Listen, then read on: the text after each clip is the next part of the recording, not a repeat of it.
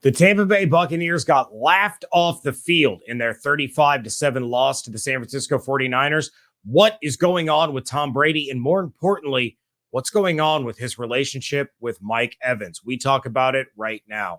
Let's go. You are Locked On Buccaneers, your daily Tampa Bay Buccaneers podcast, part of the Locked On Podcast Network, your team every day.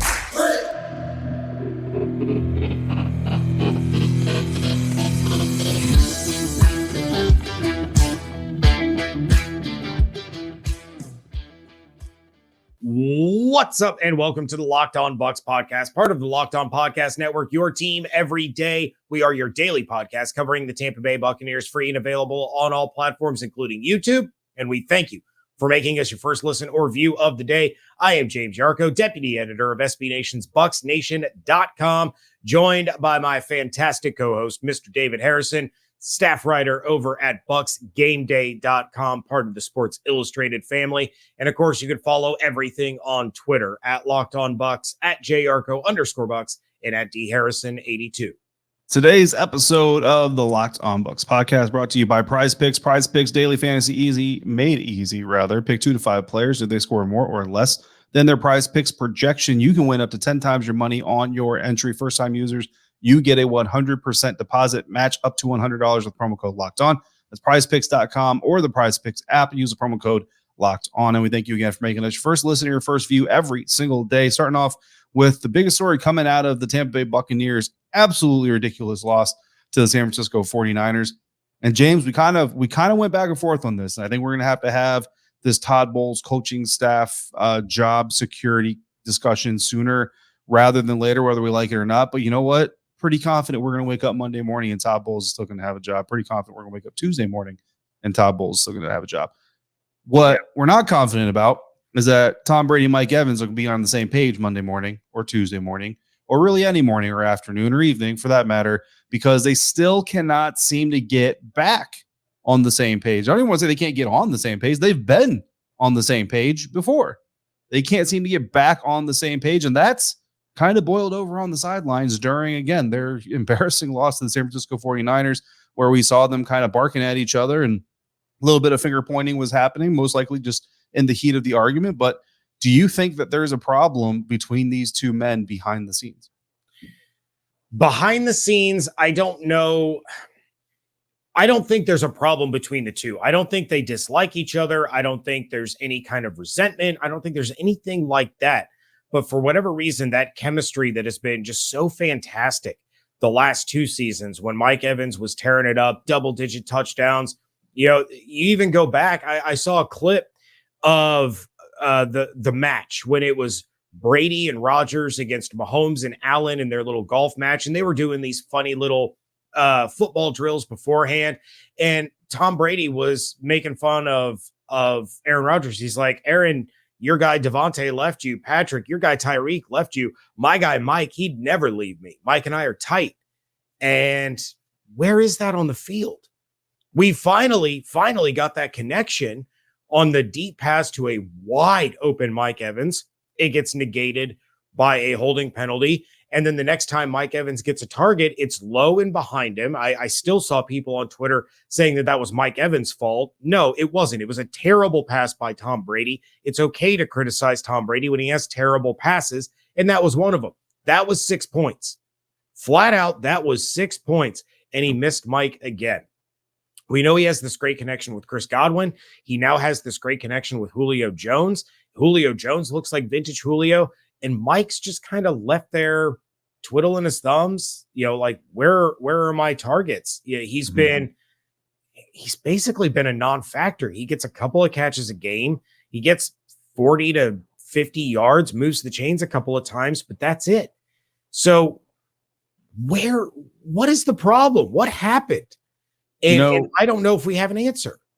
I don't know if we have an answer, but we can certainly have theories. And that's what I'm going to kind of offer up today, and it's going to make some people very, very not happy with me. Ooh. And I will refer you back to our postcast episode. If you disagree, that's fine. No problem there. No problem whatsoever. And feel free to bring me any evidence. Just keep it respectful. If you want me to engage with you, just keep it respectful. If you just wanted to yell into an echo chamber, by all means, be disrespectful, and we will no longer hear your echoes anymore. Yeah, Mike Evans, nine targets, tied for the team lead. So he's getting targeted, right? The issue isn't necessarily the targets, it's the quality of the targets. And that's where the big question is, because of those 9 targets, he comes down with 4 catches, 44 yards. And of course, there is no 10th target and 5th catch and 120 yards, because that would have been great and a touchdown.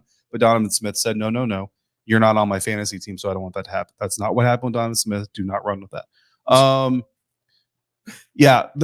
So like you said, I don't know that we can really pinpoint on this show with our level of access, and nobody's going to with their level of access, because honestly, if they were going to, they already would have, and there already would have been an article written on it. And I think that Mike is too good for this, if I'm correct. James, when was the match? It was in June, right? I think it was 4th of July weekend. It was over the summer. Yeah. It was in the summer. So Tom Brady's there talking with Aaron Rodgers, talking with Patrick Mahomes, talking with Josh Allen, saying, your guy left, whatever. My guy would never leave me. Here's the problem with that. In August, Tom left him. And then he orchestrated once a week, I'm going to have this specific day off. Now, I understand that Tom hasn't taken that day off every week, or really even, I think, most of the weeks. But the problem, or no, I wouldn't say the problem, because again, I can't say for certainty that this is an issue. But here's the thing. What did we all say back then? If anybody can get away with this, it's Tom Brady. Does Tom Brady need those 4 practices that he missed? No. Does Tom Brady need those 2 games that he missed? No. But you know what a leader needs?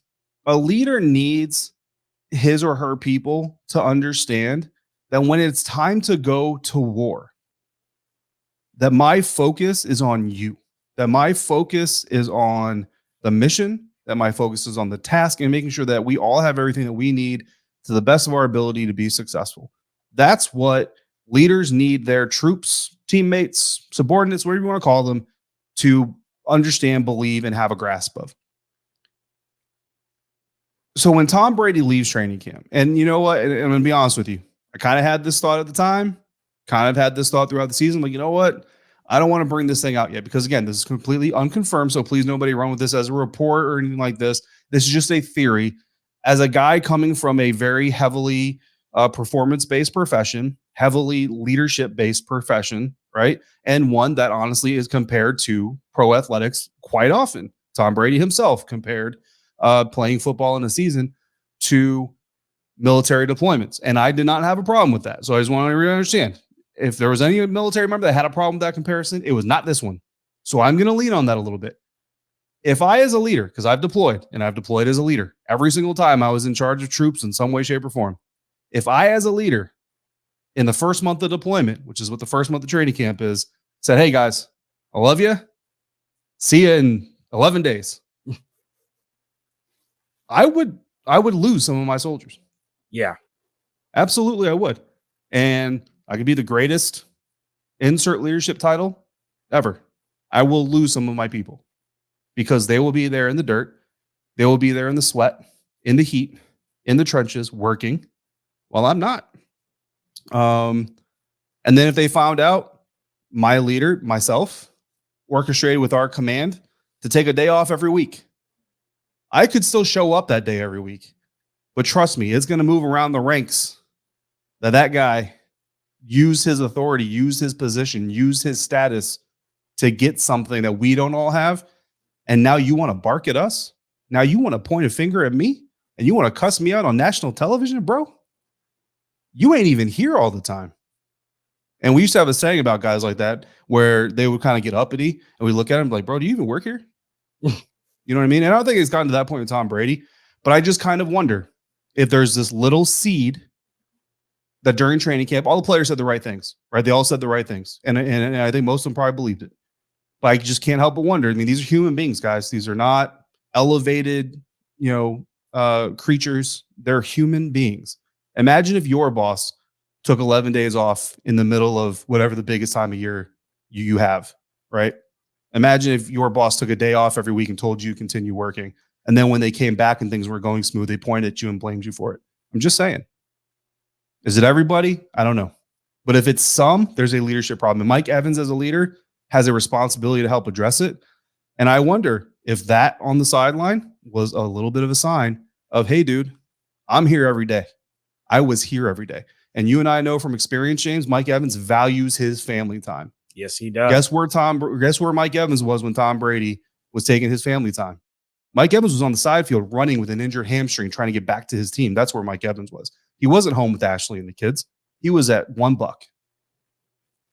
So I'm not saying that's what it is. I'm just saying I wouldn't be surprised if that has to do with what we're seeing this year.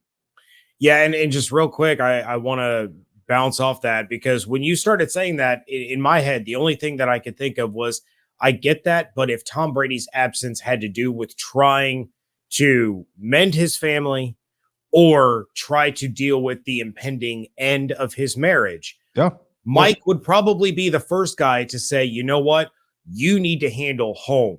Yeah. Because I know how precious home life is. I value it.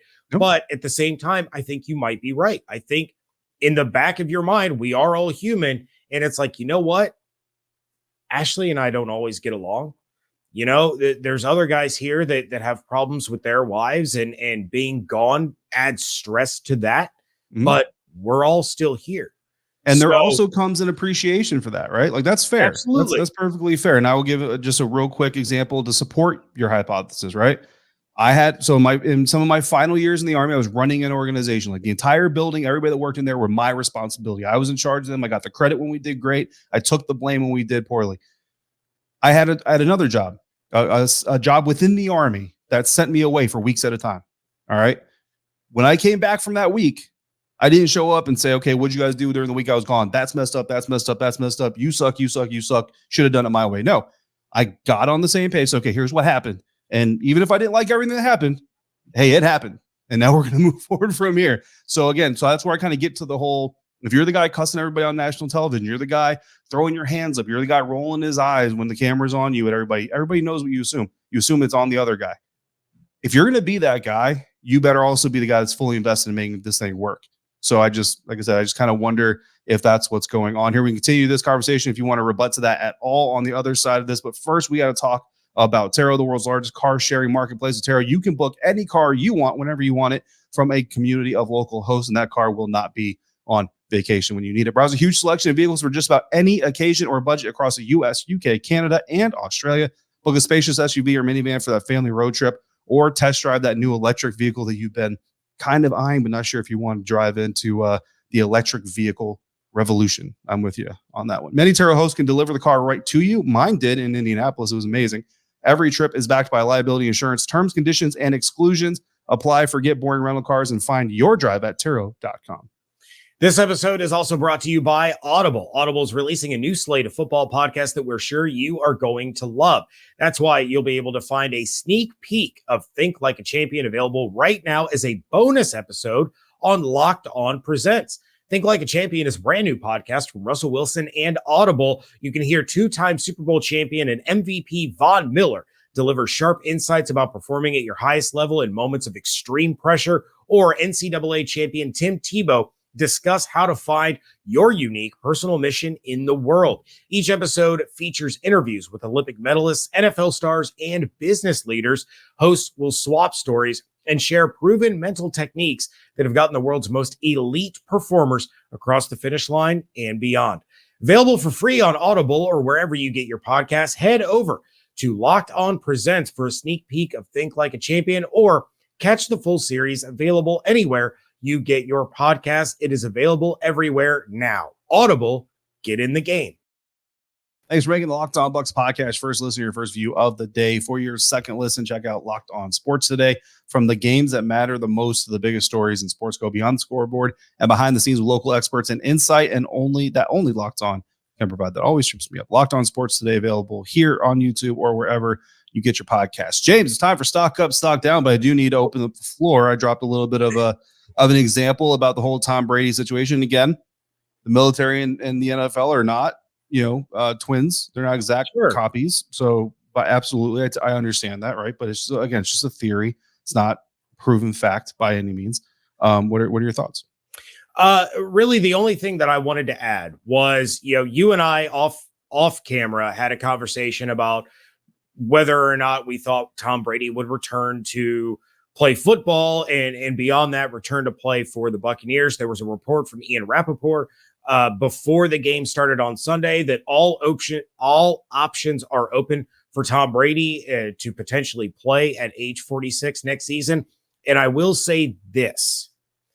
I don't think that the magic or the chemistry between Tom Brady and Mike Evans is gone.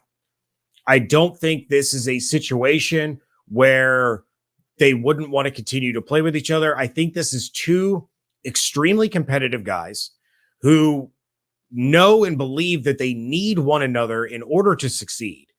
And I don't think what we've seen out of these two would preclude Tom Brady's potential return.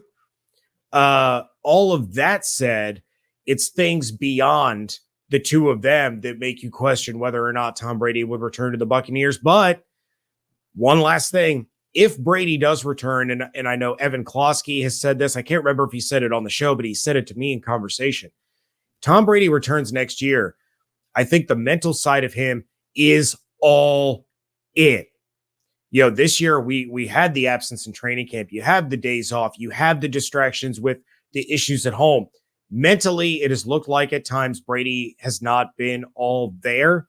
And as we've gotten deeper into the season, he seems a little bit closer to the Tom Brady we know. I think if he comes back, Mike will probably be the first one to welcome him back with open arms. And mentally, he would completely be there. So it's going to be interesting to see how the next couple of weeks play out. But it's time to talk about some players who performed well, some players not so much. So, David, I'll kick things off with my stock up, and it's your guy, it's our guy, it's Bucs fans guy, Rachaad White. Again, he had a solid performance. The Buccaneers early on in this game had a lot of success running the ball against a overly aggressive 49ers pass rush. They were trying to get to Tom early and often, and the Bucs run game kind of played that to their advantage. And then you saw in the moments where it was the hurry up offense, Rachaad White was the one out there until an official pulled him off the field after a hard hit that he needed to get checked for that concussion. And he cleared protocol, came back out on the field. But Rachaad White, a lot of targets, a lot of dump off receptions, a lot of rushes. He played another really, really good game. And, his stock just continues to rise. Yeah, absolutely. I'm happy to see it. Look, the fumble thing, it's got to get fixed. I mean, bottom line, there's no excuse for being young. You gotta fix those fumbles. I know he's trying to make a play for his team, and you admire that, but you got to make a play while you're securing the football. So I'm going to give a lot of love to the Sun Devil, but I'm also going to, there's some room for growth there. So I hope to see Rachaad continue to work on that. My stock up is going to be kick return extraordinaire Deven Thompkins. He's a guy that we loved during training camp. Preseason, he showed up. You rallied for him to make the initial 53-man roster. Should have, you know what I mean? And he showed why. Mm-hmm. He showed why on Sunday. Unfortunately, he's going to get buried under the mountain of crap that he played under. But, look, coming out of the locker room, man, like I tweeted, a different Buccaneers team needs to come out of that locker room. And Deven Thompkins gave them the opportunity to be a different Buccaneers team. They didn't capitalize on it. They didn't take advantage of it. But he provided them the opportunity. He set the table. And that's all you can ask your specialists to do, man, is set the table. So stock up for sure for Deven Thompkins. Yep. And part of the reason that the team did not capitalize on the opportunity that Deven Thompkins gave is because of the guy that I have as my stock down, and that is Tom Brady. Mm-hmm. Again, we've now talked at length about the explosion between he and Mike Evans. And I realized there were some moments throughout the game that the Bucs were not getting the same level of calls that the 49ers were, but officiating is not to blame for this game. Brady had a hand put around his throat early in the game. He got hit in the head and there was no call. There was a very clear pass interference on Chris Godwin in the end zone. Should have given the Bucs first and goal at the 1 yard line. It wasn't called. Tom was irate, but some of these passes need to be better. The very next play after the missed pass interference, that went uncalled for Godwin, Brady had Evans wide open. He beat his guy off the line. He's wide open in the end zone. The throw is low and behind him. Yeah, there were a couple of other moments throughout the game. Throws were low. Throws were behind guys. 2 interceptions. He had Mike Evans open, throws a wounded duck. It gets tipped in the air and intercepted by Greenlaw. Not a great performance for Brady. No. And I do honestly think there were reports that he's got a shoulder issue. I think that's playing into it. And we His saw him hand got hit. re-injure that throwing hand in this Yeah. game, hitting it off a helmet.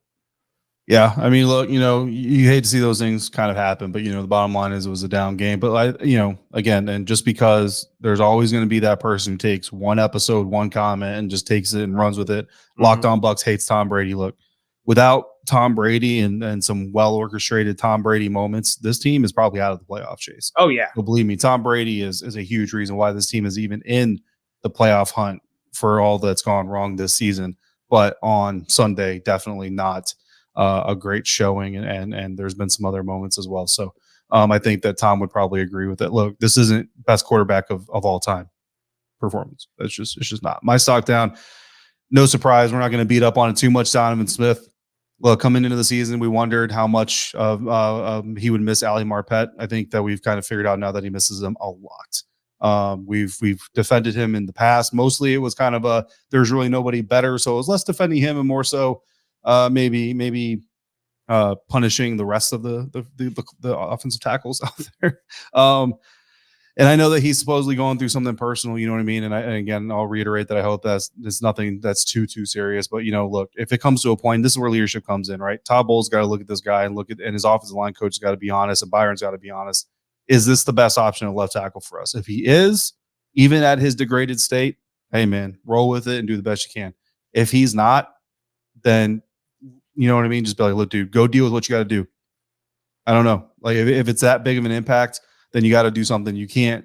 I've told you this 100 times, James. The answer is never do nothing. And right now, Donovan Smith just week in, week out is having issues, for whatever reason, and they've got to get fixed some way, shape, or form.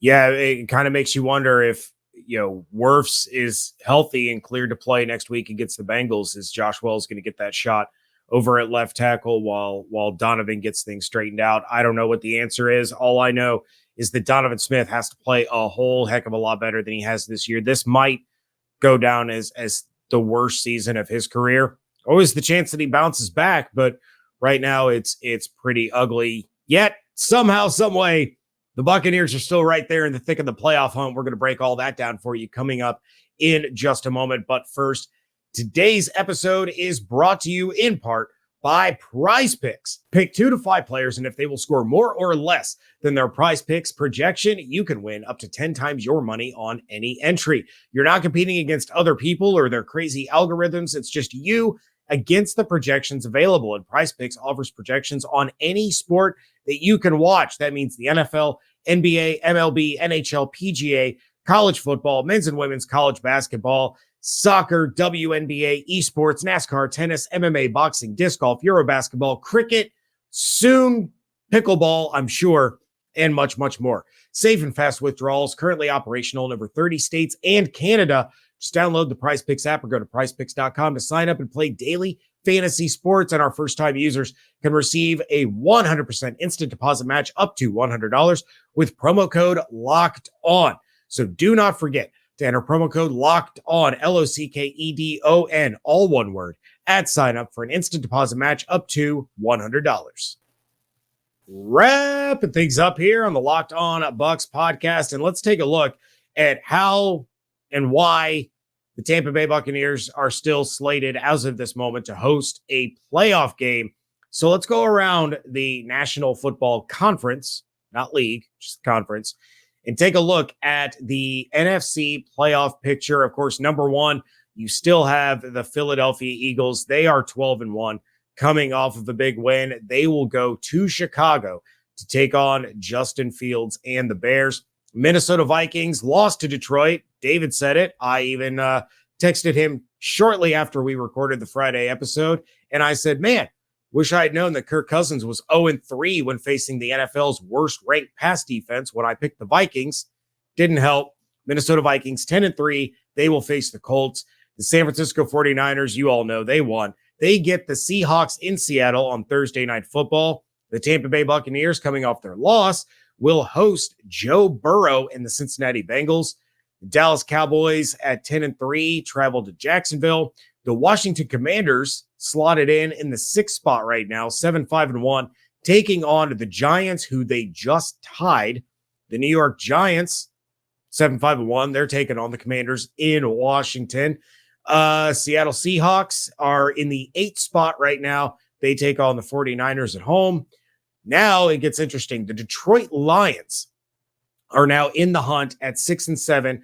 They travel to New York to take on Applesauce Gardner and the New York Jets. The Green Bay Packers still alive at 5-8. They get the Rams on Monday Night Football. And now, David, Carolina Panthers are one game back of the division, getting a picketless Pittsburgh Steelers team as he was placed in, or is likely to be placed in concussion protocol. So they might be facing Trubisky. So a win against the Steelers and a Bengals win against the Bucs, and all of a sudden the Panthers are in first place thanks to the tiebreaker. Yeah, they are. Look, I will say this. I still believe the Buccaneers, like a wild card berth in the NFC South, seems just unattainable. But when you look at some of these teams, I mean, the Seattle Seahawks are now a 6-loss team. The New York Giants potentially could be a 6. Either the Giants or the Commanders are going to be a 6-loss team, or they're going to both be a 2-tie team. That'd be crazy. The Detroit Lions are a 7-loss team. Packers, Panthers are both 8-loss teams. Right? Somebody's going to win the NFC South.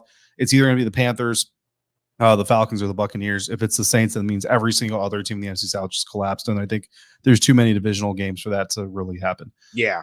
I still buy into what Evan said last week, which is that as long as the Buccaneers take care of their division opponents, the rest of them really don't matter. But man, you don't want to see the Buccaneers fall to 6-8 with a loss of the Bengals and see the Carolina Panthers rise to 6-8 with a win over the Pittsburgh Steelers and take over first place in the NFC South. Because I do believe that's what would happen is the Panthers would take over in the NFC South, because then it then turns into, as long as you have to, you better do this. And look, the Carolina Panthers already embarrassed the Buccaneers once. You know what I mean? So don't underestimate that. And as far as what little big brother mojo the Buccaneers had on the NFC South, that's gone. Like, nobody's looking at the Buccaneers team, and nobody's scared of the Buccaneers right now in this state. So I just think it's really interesting. And yeah, this game against the Bengals, I mean, I still do believe what Evan said, but I still believe that, this team needs to come out of their home stint against the Bengals with a win. Look, right now, the Tampa Bay Buccaneers still have a 75% chance to make the playoffs. And again, that's thanks to the NFC slouch. If they lose to the Bengals, just simply by losing, they lose 8%. They drop down to 67. If they lose and the Panthers win, that drops to 61%. If they lose and the Panthers and Falcons, the Falcons play the Saints, both win, then that drops to 56%. So that's a lot of bad, but also at the end of the day, like, worst case scenario next weekend, Bucks lose, Panthers win, Falcons win, you actually still have a 56% chance of making the playoffs. You're still over halfway there, and the Panthers and Falcons actually are still below 50%. So, even if worst case scenario happens next week, it's not over, and it's not even like time to hit the panic button. But man, I mean, to have a 56% chance heading into Christmas weekend, that's somewhere we never thought this Buccaneers team would be. Yeah, not at all. And I told you before we went live with our postcast episode that I wish I had stuck to my guns. Hindsight's always 20/20. But I told somebody the morning after the Monday night win that I thought the Buccaneers were going to end up 6-8 and win their final 3 games of the season to finish 9-8 and win the division. I ended up changing my mind. I felt that this Bucs team defensively could have done enough to slow down Brock Purdy and the 49ers. I was very wrong. And it's going to be real tough to beat the Cincinnati Bengals. But yeah, you win your division games. That's all you have to do. Those are the rules. You win your division, you go to the playoffs. It's just like March Madness. Just like March Madness. We see teams in March Madness every year win their conference tournament when, wasn't a ranked team. It was kind of a middle of the pack team, but you win your conference tournament, you get invited to the dance. That's how it works. So Bucs fans shouldn't apologize for that. The Buccaneers franchise shouldn't apologize for that, but they have to take care of business. There's no question about it. It's solely on them. They control their own destiny, and it looks ugly in the immediate future, but that schedule eases up a little bit down the stretch for the final 3 games. The Cardinals, they are not impressive right now. Yeah. And then you win 2 divisional games and boom, you're in. By the way, if the Cardinals win on Monday night, which I have the Patriots winning that game, but if the Cardinals do pull that off, the Buccaneers actually lose 2%. So it drops from 75% to 73%. For what it's worth. This season is It's crazy. Set it on fire. Just set it all on fire. All right, David, we are going to get out of here. We want to thank all of you for making the Locked On Bucs podcast your first listen or view of the day. Now, for your second listen, check out Locked On Sports Today. From the games that matter the most to the biggest stories in sports, go beyond the scoreboard and behind the scenes with local experts and insights that only Locked On can provide. Locked On Sports Today, available on this app, YouTube, and wherever you get your podcasts.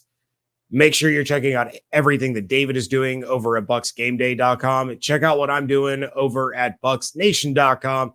And of course, follow everything on Twitter at Locked On Bucs, at @JYarcho_Bucs, and at DHarrison82. Hope you all have an absolutely outstanding day. Stay safe, stay healthy, fire those cannons. And we thank you so much for joining us right here at Locked On Bucs.